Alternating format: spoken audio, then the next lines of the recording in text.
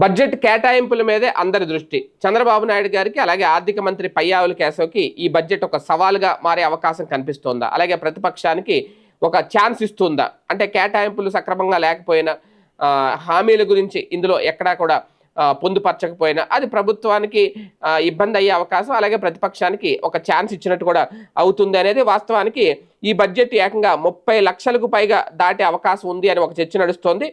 అంటే 3 లక్షలకు తక్కువ కాకుండా అలాగే బడ్జెట్ ప్రవేశపెట్టాలి అంటే ఇక్కడ 3 లక్షల కోట్లు 3 లక్షలకు తక్కువ కాకుండా బడ్జెట్ ప్రవేశపెట్టాలి అంటే ఆదాయం వచ్చే శాఖల మీద అంచనాలు ఉండాలి. అలాగే కేంద్ర సాయం మీద కూడా ఆశల నమ్మకం ఉండాలి. రానున్న కాలంలో ఆదాయం పెంచుకోవచ్చు అన్న ధీమా కూడా ఉండాలి. ఇవన్నీ బడ్జెట్లో ప్రతిఫలిస్తాయా అన్నదే ఒక చర్చ. అంటే బడ్జెట్ కంటే ముందు చంద్రబాబు ఆదాయం లేదు అని చెప్పడం మొదటి నుంచి మొదలుపెట్టేశారు. ఎన్నో చేయాలి అనుకున్నాం కానీ పెద్దగా ఏమీ చేయలేకపోతున్నాం. కారణం ఏంటంటే అప్పులు పెరిగిపోయి అప్పులకి వడ్డీలు కట్టడం కోసం మళ్ళీ అప్పులు చేస్తున్నాం అని పదే పదే బాబు గారు చెప్తా ఉంటే ఇక బడ్జెట్కి ఎక్కడి నుంచి తీసుకొస్తారు అనేది, అలాగే ప్రధానంగా వీళ్ళ ముందున్నది ఏంటి, ఈసారి ఎట్టి పరిస్థితుల్లో తల్లికి వందనం, రైతు భరోసా ఈ పథకాలకు సంబంధించి బడ్జెట్లో కేటాయింపులు జరిపి తీరాలి. అలాగే ప్రభుత్వ పెద్దలు కూడా ఆ దిశగా సంకేతాలు ఇచ్చే ఉన్నారు. ఈ ఏడాదిలో 3 పథకాలు అమలు చేస్తామని. అయితే ఇక్కడ తల్లికి వందనం పథకం లబ్ధిదారులే ఏపీలో ఏకంగా 85 లక్షల మంది ఉన్నారట. ఓన్లీ తల్లికి వందనం పథకం. ఎందుకంటే వాళ్ళ ఇంట్లో ఎంతమంది ఉంటే అంతమంది ఇచ్చేస్తారన్నారు కదా. వీళ్ళందరూ అంటే ఈ 85 లక్షల మంది తల్లులు అనమాట. ఈ తల్లులే 85 లక్షల మంది ఉన్నారు. ఇక ఇంట్లో ఎంతమంది ఉంటారు సగటున?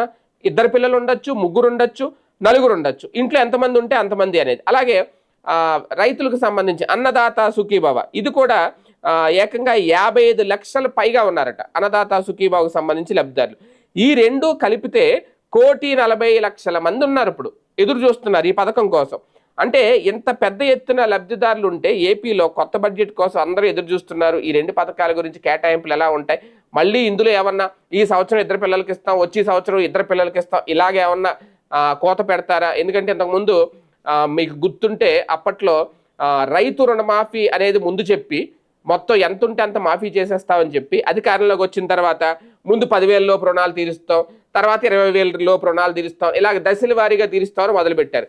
ఇప్పుడు కూడా ఈ తల్లికి వందనం కార్యక్రమం కనుక ముందు 2 పిల్లల తల్లులు ఉన్న వాళ్ళకి ఇస్తాం, లేదంటే ముందు 1 పిల్ల తల్లికి ఇస్తాం, లేదంటే 3 పిల్లలు ఇలా పెట్టుకుంటూ వెళ్ళారనుకోండి, ఏమవుతుంది?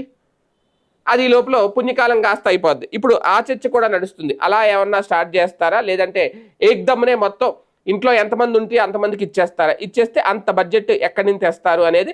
అలాగే ఈ రైతు భరోసా పథకాన్ని కూడా 3 విడతలుగా ఇస్తామని చెప్తున్నారు. అలాగే తల్లికి వందనం నిధులను కూడా విడతల వారీగా ఇస్తారనే చర్చ అయితే నడుస్తుంది.